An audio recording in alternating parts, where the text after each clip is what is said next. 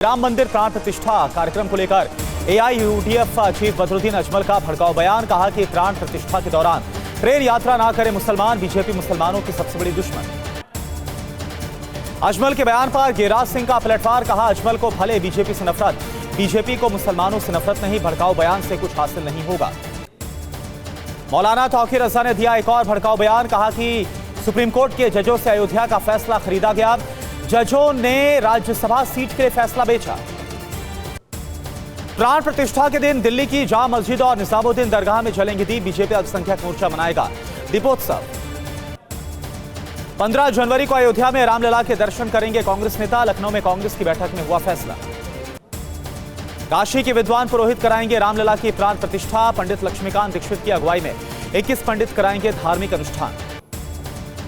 आगरा में तैयार हो रही माता जानकी के लिए विशेष पायल, करीब 550 ग्राम वजन की चांदी की पायल में बनी है मोर की आकृति। जयपुर के मूर्तिकार चंद्रेश शाह की बनाई रामलला की मूर्ति भी अयोध्या पहुंची। 3 मूर्तियों से अलग है ये मूर्ति। चंद्रेश के मुताबिक यज्ञशाला में स्थापित हुई मूर्ति।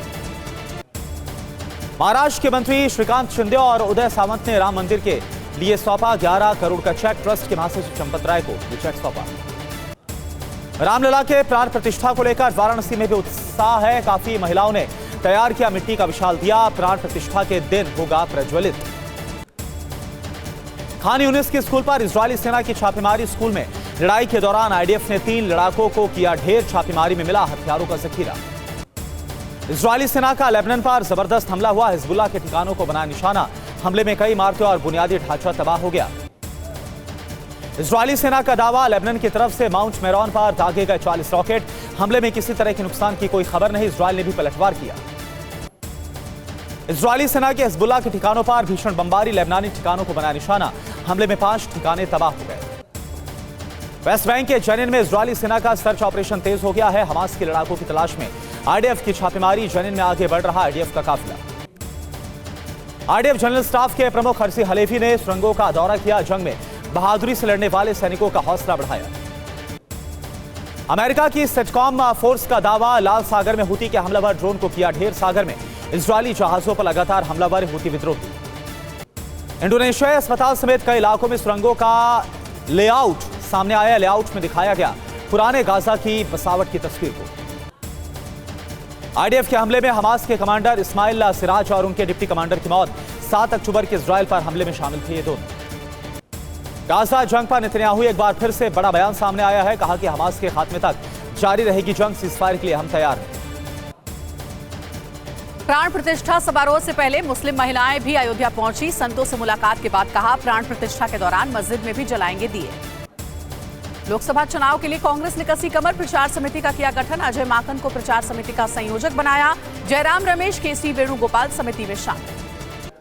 सीट बंटवारे पर एसपी अध्यक्ष अखिलेश यादव ने कहा राहुल की न्याय यात्रा से पहले सीट बंटवारा हो। पहले सीट बंटवारा हुआ तो कई लोग यात्रा में शामिल होंगे। इंडिया गठबंधन में बीएसपी को शामिल करने के सवाल पर अखिलेश यादव ने कहा चुनाव के बाद कौन लेगा मायावती की गारंटी। इंडिया गठबंधन को लेकर चिराग पासवान का बयान, इंडिया गठबंधन में सब ठीक नहीं है, चुनाव तक गठबंधन रहेगा भी, ये बड़ा सवाल। एमपी कांग्रेस की इलेक्शन और पॉलिटिकल अफेयर कमेटी गठित। इलेक्शन कमेटी में 34 और पॉलिटिकल अफेयर कमेटी में 32 नेताओं के नाम। आम आदमी पार्टी नेता संजय सिंह को नामांकन की अनुमति मिली। कोर्ट ने संजय सिंह को खुद नामांकन भरने की इजाजत दी। आपके राज्यसभा उम्मीदवार हैं संजय सिंह। फरार टीएमसी नेता शाहजहां शेख का ऑडियो वायरल। शाहजहां शेख कह रहा है ईडी और सीबीआई मेरा कुछ नहीं कर सकते। एक शाहजहां शेख को मारोगे तो 1000 आएंगे। बंगाल में ईडी टीम पर हमले में राज्यपाल ने गृह सचिव और डीजीपी को किया तलब। आरोपी शाहजहां शेख की गिरफ्तारी का दिया आदेश। बंगाल के हुगली में ईडी टीम पर हमले के खिलाफ बीजेपी का प्रदर्शनकारियों ने ममता बनर्जी का पुतला जलाया। अमेरिकी विदेश मंत्री एंटनी ब्लिंकन का बयान, कहा गाजा में इजरायल हमास युद्ध रोकने के लिए अमेरिका कर रहा है कोशिश। इराक के पीएम मोहम्मद शिया अल सुडानी का अमेरिका को लेकर बड़ा बयान, कहा इराक की धरती पर अब अमेरिका के नेतृत्व में अंतर्राष्ट्रीय सेना की जरूरत नहीं।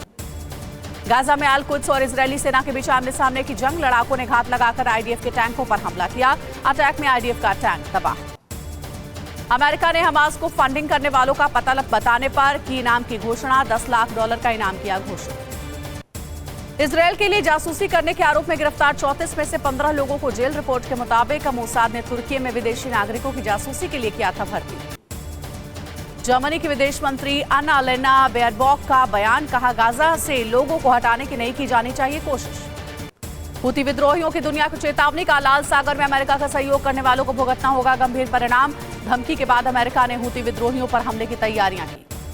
किम जोंग ने साउथ कोरिया में मचाई तबाही, 60 से ज्यादा राउंड दक्षिण कोरिया पर किए फायर। शनिवार को किम ने 200 राउंड की गोलाबारी।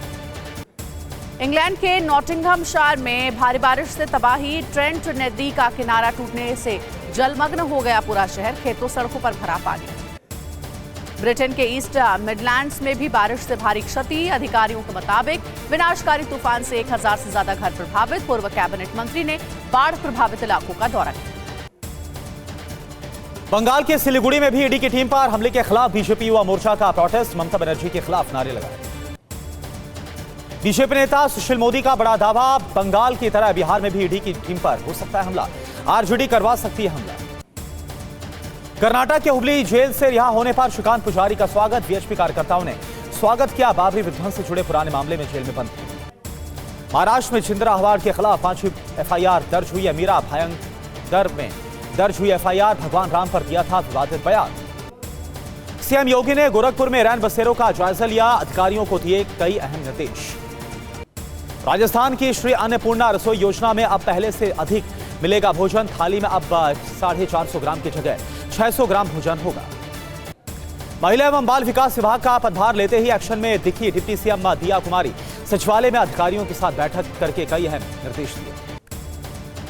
भोपाल में बालिका गृह से बच्चियों के गायब होने के मामले में 2 सीडीपीओ निलंबित, सीडीपीओ विजेंद्र प्रताप सिंह और कोमल उपाध्याय निलंबित किए गए।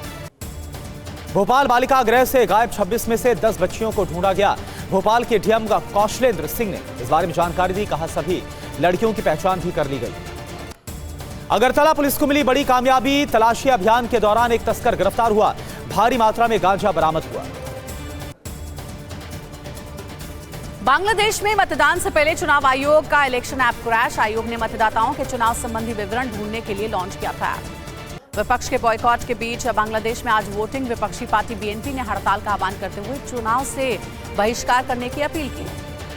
चुनाव से पहले कई जगह भड़की हिंसा, शांति बनाए रखने के लिए नौसेना, सेना और वायुसेना के अधिकारियों को भी देश भर में किया तैनात। चुनाव को लेकर बोले बांग्लादेश के विदेश मंत्री एके अब्दुल मोमन, माहौल उत्साह से भरा है, सभी वर्ग के लोग वोट देने के लिए पूरी तरह से उत्साहित हैं।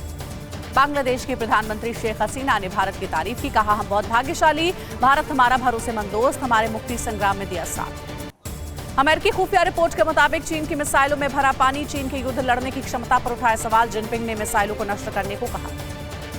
साउथ चाइना सी में ताइवान की सीमा के पास चीन ने वॉर ड्रिल की, बॉम्बर्स फाइटर जेट से चीन ने दिखाई ताकत। ताइवान में 13 जनवरी को होंगे आम चुनाव। चीन से तनाव के बीच ताइवान का लाइव फायर ड्रिल का ऐलान, फरवरी या मार्च में की जाएगी ड्रिल। डोंगशा द्वीप में किया जाएगा युद्धाभ्यास।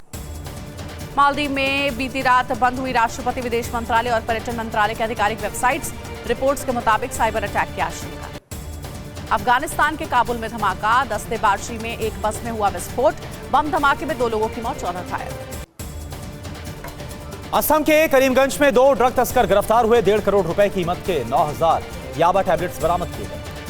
बंगाल में हमले के मामले में ईडी के 2 अधिकारियों के बयान दर्ज हुए, बशीर हाट के डीएसपी सानंदा गोस्वामी ने दर्ज किया बयान।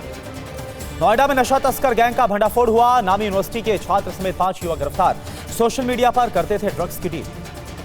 हैदराबाद पुलिस का अवैध इस्पात सेंटरों पर छापा, पुलिस ने 5-6 महिलाओं को गिरफ्तार किया, पूछताछ जारी। महाराष्ट्र के यवतमाल से इंसानियत हुई शर्मसार, पिता ने 3 साल के बेटे को 2.5 लाख रुपए बेच दिया, पुलिस ने आरोपी पिता को गिरफ्तार किया।